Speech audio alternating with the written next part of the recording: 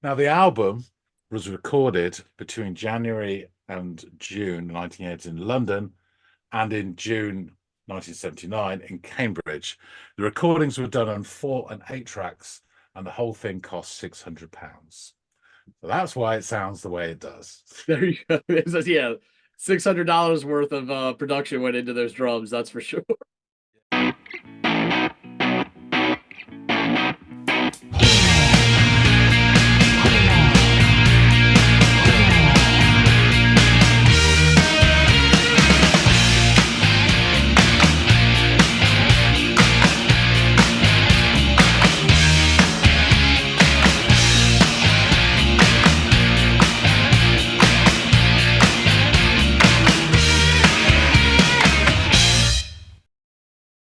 Hey, everybody. Welcome back to another episode of the Audiophiles. It's John, it's Andy, and we are here to discuss some music.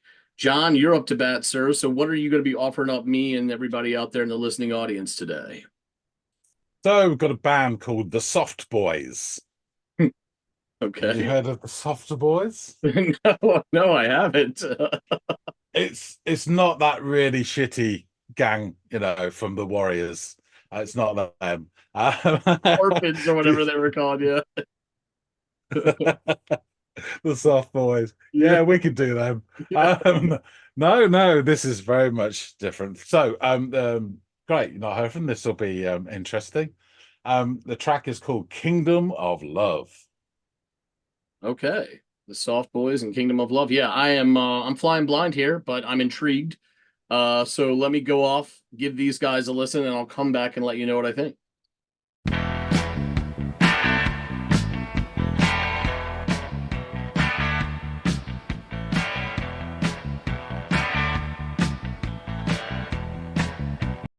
Great grooving guitar and great grooving bass below it. Nice little backbeat too. I like this. This is good. I mean, I know we're 12 seconds in, but I like this. In the spiritual kingdom of love, you're the one that I'm thinking of. Yeah, in the spiritual kingdom of love, you've been laying eggs under my skin. Okay, so like that little verse that things kind of started with, that was the vocal delivery, kind of subdued and cool. Um, Even the guitars, comparatively speaking, more subdued to what we're getting now in this chorus. Yeah, I like the juxtaposition of those two things. I'm also really liking the tone of the guitar right now. I want to see how that kind of progresses and where it goes. Now they're hatching out under my chin. Now there's tiny insects showing through. Like that, you get that choppy palm mute, and then at the end the dun dun dun dun dun dun dun dun dun dun dun, and it kind of ramps up a little bit. Again, it's a talk about juxtaposition between the sounds of the verse and the chorus. You get this odd juxtaposition, not odd, but interesting juxtaposition within the chorus itself, where again the clippy little palm mutey bits to the more bombastic, forward choppy 1 2 3 1 2 3 1 2 3. Good stuff. Good stuff. All them tiny insects look like you.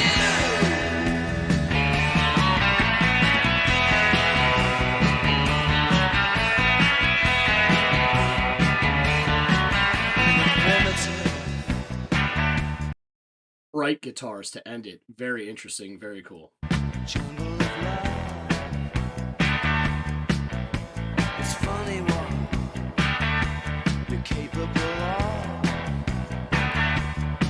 Yeah, in the primitive jungle of love. Ah, the way you look and all the things you say.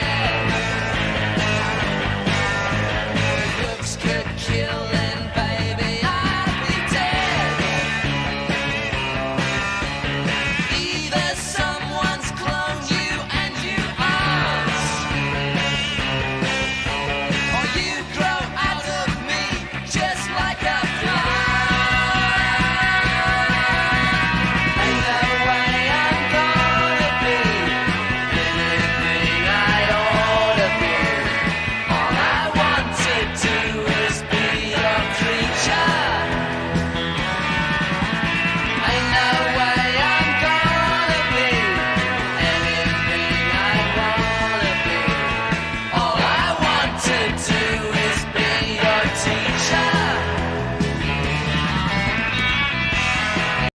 Okay, so it goes without saying I'm really, really enjoying the guitar tones in this. They're bright. They kind of shift from bright to jangly, to punchy and staccato-y, um, to even that like little clipped sound where it's somewhat subdued and palm muted. Love this, but I would say that I wonder if it's not to the detriment of the drum production, which I hear doing good things, but I wish it were higher in the mix. The drums are good. It's the mixing therein that is a little bit of a I guess head scratcher for me at this point. I don't know. I'd have to listen to it a couple more times to see if I still think that after this first listen. But there was some roles there that were happening, and I thought, man, it'd be great if they were a little bit more pronounced to add even more, um, I don't know, life to the movement of the song. But the rhythmic nature of the guitars are really, really great. I don't want to take anything away from them, and the bass is awesome too.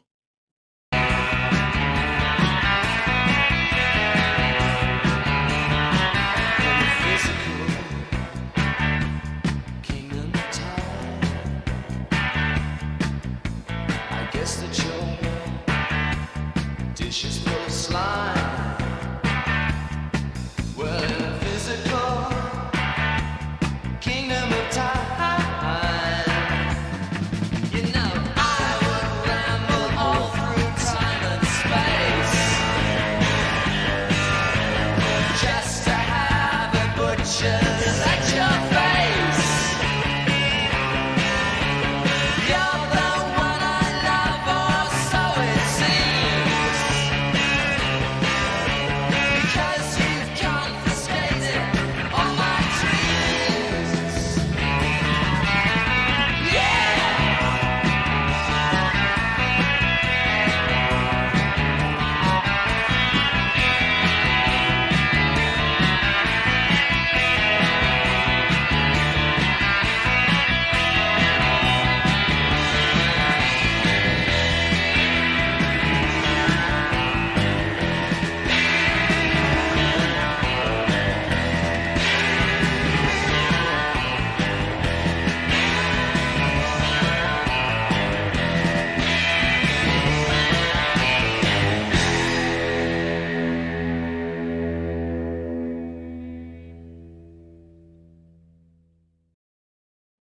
Yeah.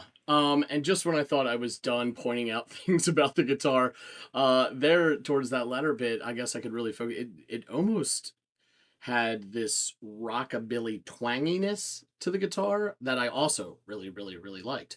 But I don't know if you saw me doing this at one point and like I was, I didn't want to stop it again, but like I wanted that roll to be a little bit more forward in the mix. I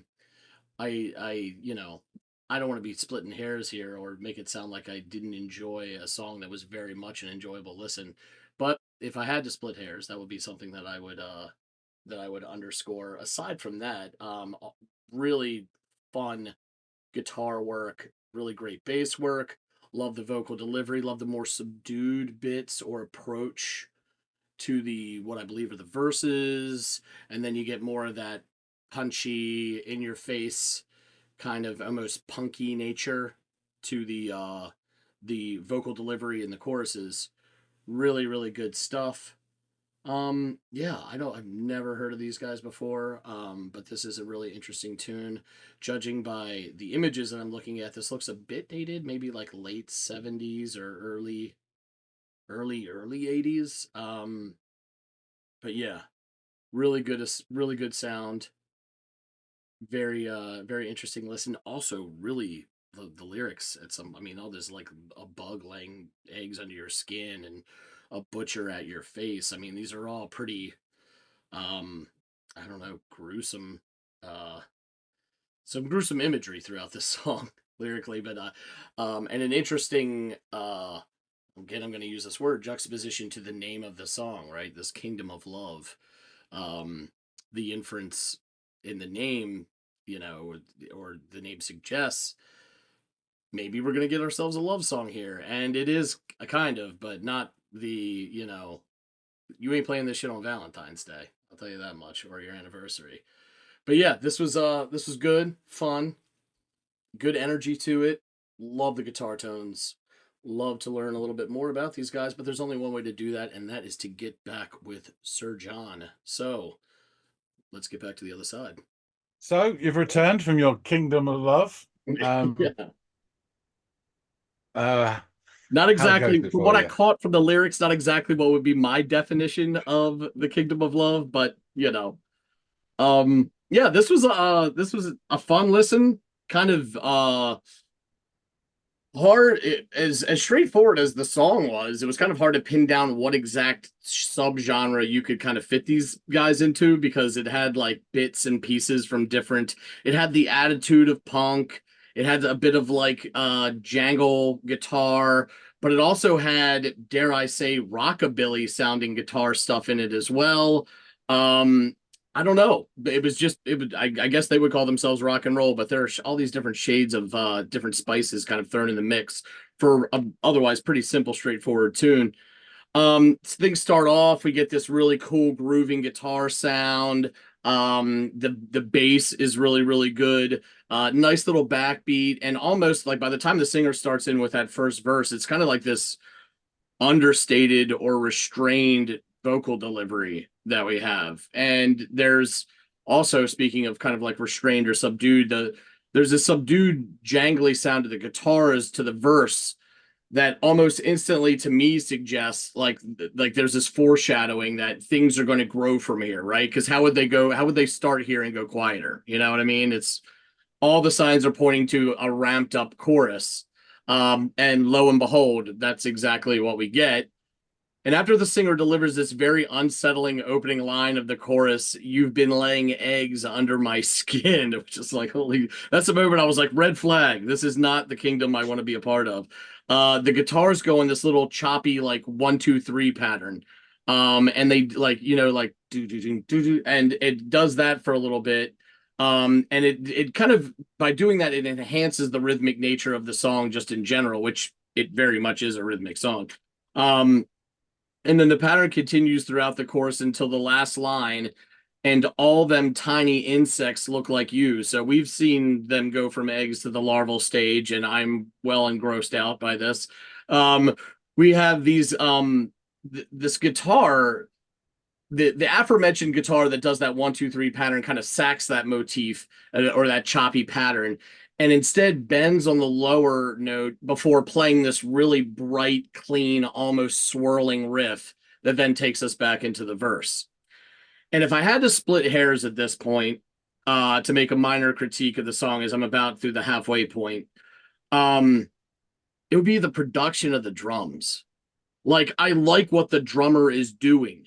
I can hear, but barely hear, what he's doing with rolls and fills and all the dynamic shit that's happening. But the guitars are so forward in the mix, and they deserve their attention. It really is probably the, auditory focal point of the song. The drums still, I think, need to be brought up a bit for me to really go, this is good. This is really like, this is the sweet spot of the production quality. Um, so yeah, not just, it didn't take anything away from the song in a great deal. It just made me go, what could have been? And so as the song progresses, I'm noticing more and more that there is like what I said earlier, there's this like rockabilly twang to some of what is being played on the guitar. And it's just interesting because like I think the song does a lot of like juxtaposing. So you've got like the juxtaposition of what's going on in these more subdued verses to what's going on in this more bombastic chorus. Then within the chorus, you have this juxtaposition of that 1, 2, 3 chord pattern after each to the swirling, prettier, if you will, cleaner guitar stuff that are kind of held up against each other. And then you've got this punk attitude with twangy, like touch of country-ish, almost rock, like country rock kind of guitar. It's all interesting that they're playing with all these dynamics and these like looking at things through different lenses that they're playing with this. And again, what is otherwise a very straightforward song. So they're doing all these little things to take an otherwise simple song and make it more than what it is. And that's really, really, I think that's a sign of a really mature way of writing a song, and I really, really enjoyed it. Um, And it's just evident in the latter portion of the tune that we are treated to more beautiful, bright, and twangy guitar riffing that then carries us kind of to the song's completion. Now, I've had my fun with the name and like some of the lyrics, right? The kingdom of love, and then God, you're talking about like something burrowing under your skin and laying eggs. And I get that there's plenty of room for metaphorical interpretation, and how love can, or someone that you love can get under your skin and burrow, and there's plenty of lyrics like that out there. But there's also this, like, I don't know, the ideal of what the kingdom of love is versus what this gentleman's experience seems to be far more like the animal kingdom of love, this primitive, circle of life kind of metaphors that are going this eat or be eaten kind of thing. And that's interesting. And I think I've picked up on that. And if that's what they're going for, that's cool too, because you're juxtaposing the ideal of something with the real experience of it, and they're very different things, so that goes along with what I was just saying before. So yeah, I liked it, I really did. There were, like, again, like a couple production things, but judging by the image that I was fixed on while this song played, it looked like this was like somewhere between 78 and 83 or something like that. So I don't know, if they were going for more of that raw, uncut, sort of punky sound of that time and not too worried about making this thing sound like it's been mastered to the nth degree.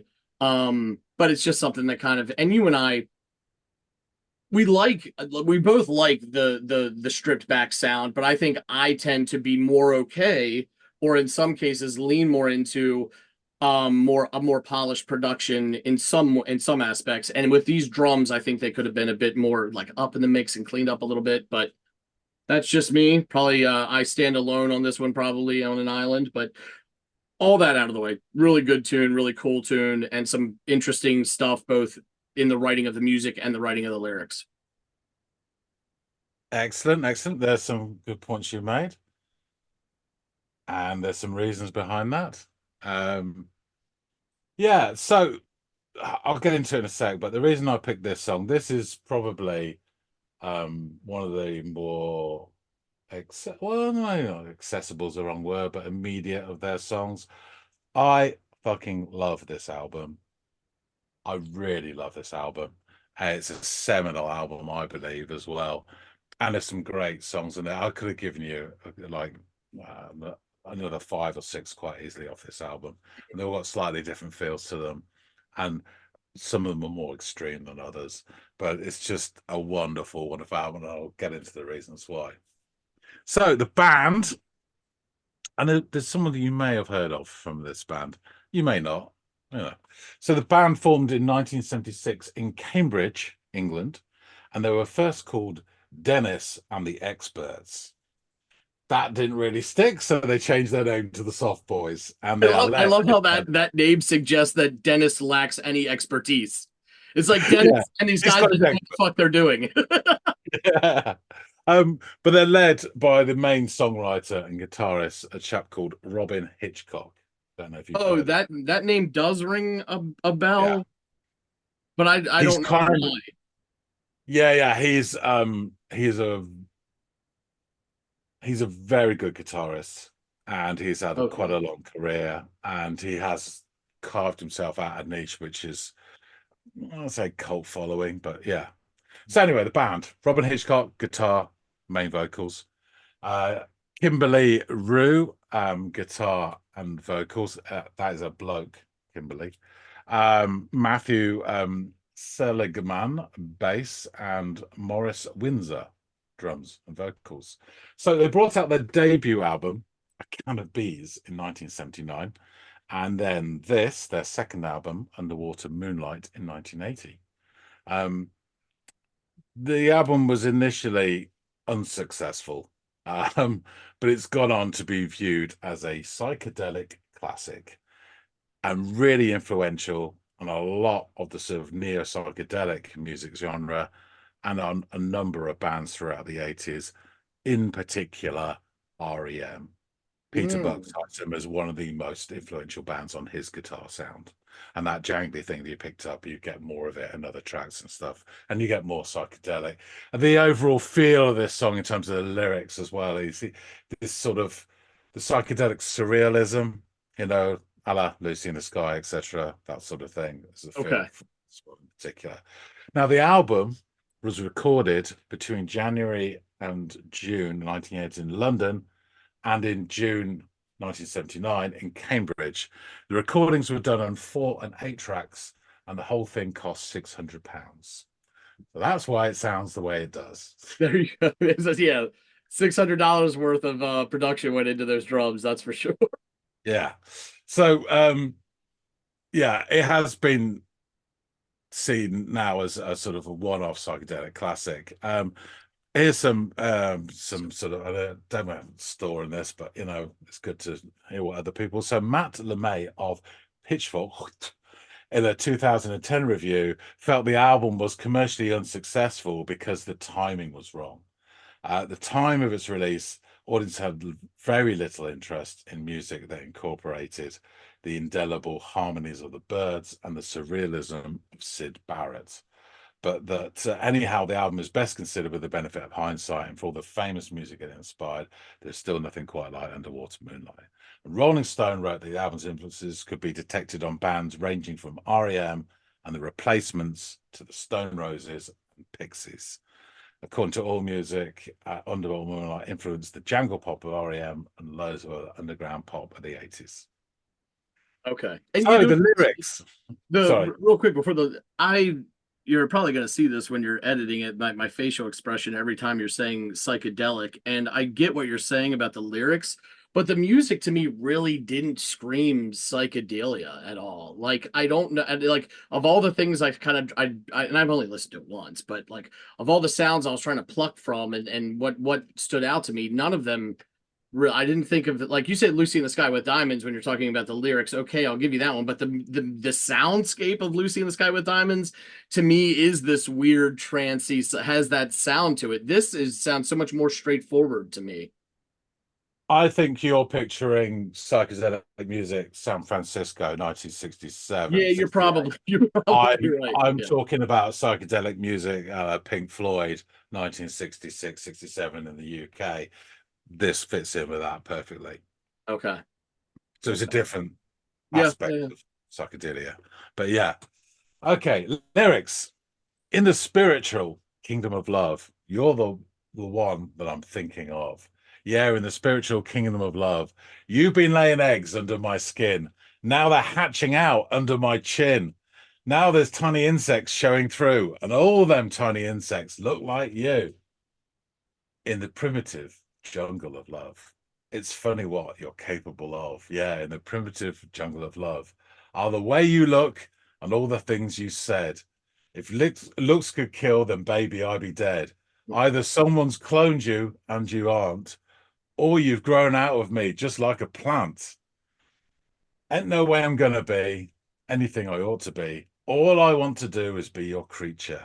Ain't no way I'm gonna be anything I want to be. All I want to do is be your teacher. In the physical kingdom of time, I guess that your dish is full of slime. Well, in the physical kingdom of time, I'd ramble. This is one of my favorite lines ever. I would ramble all through time and space just to have a butcher's at your face. You're the one I love, or so it seems, because you've confiscated all my dreams. Yeah. I don't know if you're aware of this, and I'm patronizing, but to have a butcher's at something is Cockney rhyming slang for having a look. Butcher's hook means look. Okay. So you'd say, No, I'd that have helps. a that. Because Yeah. I was thinking of butcher's knife, and I'm thinking, Yeah, holy shit. I mean, some of the lyric websites have got this so wrong. It's hilarious. Yeah, and they put butcher's slicing and things like that. But yeah. So Hitchcock's music and his performance style were originally really heavily influenced by Dylan and the English folk revival from the late 60s. And then he filtered it through this psychedelic rock lens, which was particularly unfashionable during the punk and new wave of the late 70s and early 80s. So they really were completely out of step with everybody else at the time. But this combination earned them a real sort of very small cult following. but they're an extremely frosty reception from the music press in the UK at that time. However, as the years passed, the reputation for this album has grown and grown, particularly in America. And I think 3/4 of the sales at the time were all export to America. So the band broke up in '81, year after this album. Rue then formed the more mainstream pop group Katrina and the Waves. Hitchcock went on to have a prolific career with a similar sort of whimsical, surrealistic style, producing 23 studio albums to date. 6 of these have been with his backing band, the Egyptians, so Robin Hitchcock and the Egyptians, and 3 have been with Peter Buck from REM, Scott McCaughey from Young Fresh Fellows, and Bill Rieflin from Ministry, and they're known collectively as Robin Hitchcock and the Venus Three. In 2001, the band reunited for the re-release of Underwater Moonlight. The following year, they recorded and released a new album called Next Door Land, but it just says here the reunion was short-lived. So that was the Soft Boys. And just as a side, so Robin Hitchcock's still going to this point, you know, he did a really nice sort of cameo when I saw this video that I think one of the viewers suggested. It was a celebration of Nick Drake songs, and lots of different artists came on to them, and he did a really good spot where he did some Nick Drake stuff with his voice and guitar. It sounded brilliant. And just as a side note, Seligman died in 2020 of complications from COVID. So there you go. So that's the Soft Boys for you. Well, I gotta say, it's interesting that you it wasn't really worth noting until you had mentioned it, but about like this a little bit more success over here for them. And I was looking at this image again, looking at this still image as it played, and I couldn't help but think that it looked so New York. It looks so underground bar in Lower East Side of Manhattan around that time, you know, that late 70s, early 80s time. And he just had a kind of a gruff look about him, and it was like, oh, this, you know, looks like a guy with, you know, a dirty denim jacket on playing shows at basement bars in New York City. So and I could see it working You got a bit of that television sort of feel about that shot of the band. Yeah. The cover, I did read this, I haven't put the notes, was they're 2 bizarre wooden puppets made by somebody associated, like a girlfriend or a wife or something, and they just thought it was cool. Because the title track is about 2 statues that come to life and go underwater and drown. And again, it's really surreal, but it's a great song. But anyway, Interesting concept too. yeah, it's really interesting. There's some great songs on the whole album. The opener, I Want to Destroy You, is just a great song as well. I think it's I'd probably be a bit open to more of their stuff, particularly if you're like, you know, big up in this album like you are. I mean, it'd be cool. yeah. I mean, there's a song called Positive Vibrations, which has a sitar solo in it, which again was quite weird. Okay, yeah, that sounds like it. Yeah. But there's a great song called Old Pervert, which I really, really like. It's just really funny. And I got the digitally the expanded version of all the songs that didn't make the track, and some of those are just brilliant as well. But anyway, I digress. I shall wrap things up and say thank you very much for listening to this, Andy. Folks out there, tell us what you think. Any fans of the Soft Boys? Because I've got such a soft spot for REM, just the guitar hooks me. That's why probably, and all the sort of nonsense he spouts as well. I do like Robin Hitchcock and some of his solo stuff, but this album is a winner chicken dinner for me. So let us know what you think. If you like this, please do hit the like button and drop some comments, your thoughts on this song, Soft Boys, Robin Hitchcock, Raymond Chandler Evenings, stuff like that. But anyway, yeah, let us know what you think. If you haven't subscribed, please do help us build this channel up and into some sort of surreal landscape designed by Salvador Dali. It would be my guess as where we end up. Big old dripping clocks everywhere. Yeah, so please do. And that being said, thanks again so much for watching. We'll see all of you on the next episode of the Audiophiles. See you later, guys.